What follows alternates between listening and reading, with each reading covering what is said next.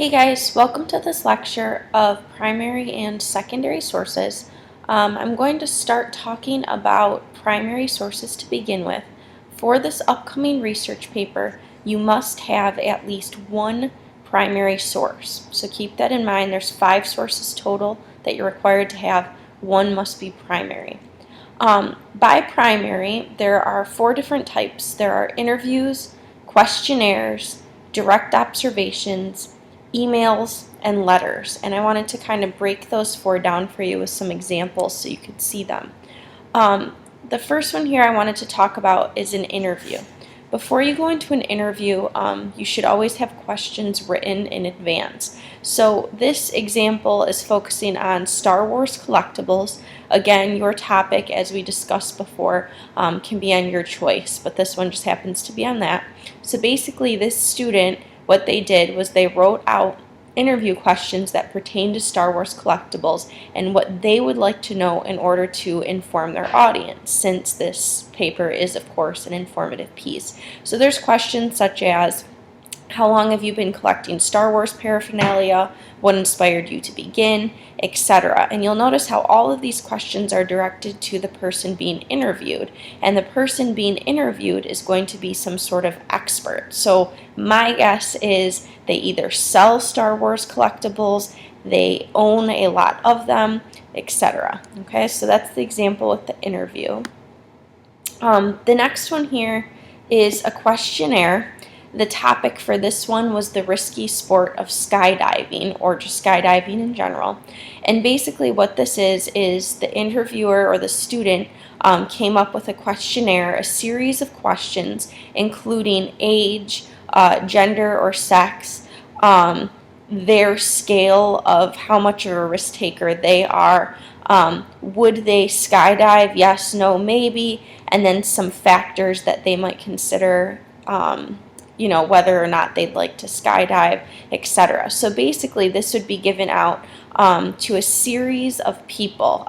You guys won't want to just stick with freshmen or just stick with boys. You're going to want to vary that. So maybe to some teachers, students of different grade levels, races, religions, groups at school, maybe some jocks, maybe some band people, etc.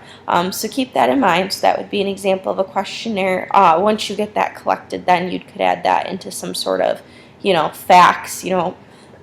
10 out of 50 people say they wouldn't skydive, etc. The other one here is a direct observation.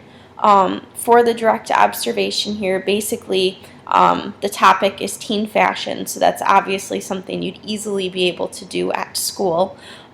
You would note the date of the observation, the start time and the end time, and maybe how many people. It looks like this person specifically sat outside of some sort of store or something at the mall or in a shopping center and kind of calculated how many people of which gender entered, and then from there what those people did. And obviously you can rewrite each question so that it pertained more to your topic, but just an example of what you might do for a direct. And finally here, the last example is a letter or an email.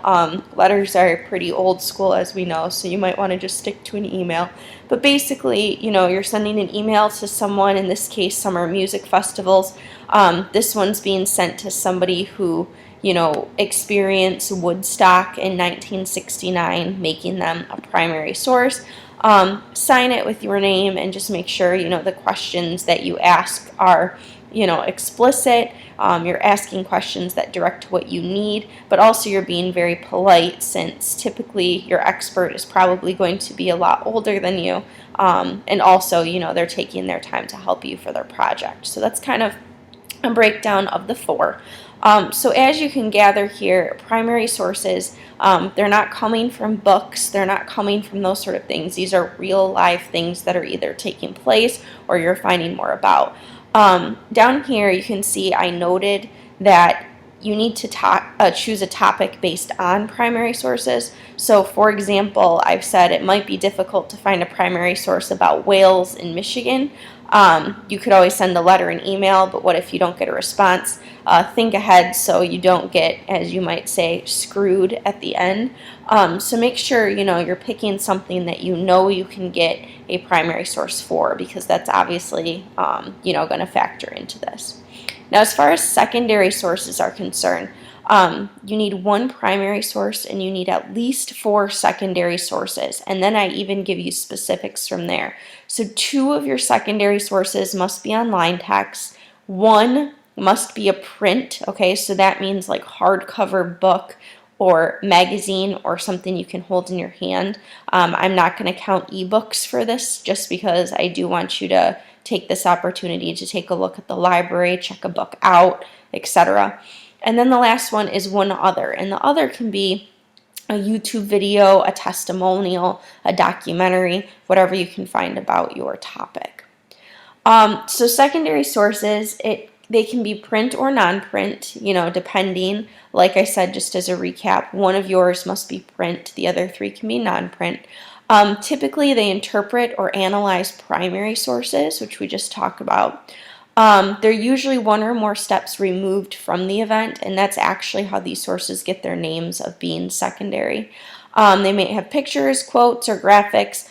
They could have primary sources within them, but of course they're different from primary since it's removed from the event directly.